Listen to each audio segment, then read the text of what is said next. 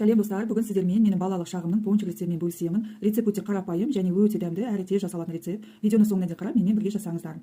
Ең алдымен ыдысымызға жылы сүт құйып, оған жылы су, тұз, қант, ванильді қант, ашытқы қосып барлығын жақсы араластырып жібереміз. Одан кейін үстіне жұмыртқа қосып тағы да араластырамыз. Және де алдын ала еленген ұнымызды қосып жұмсақ қамыр илейміз. Одан кейін үстіне жұмсақ сары майымызды қосамыз.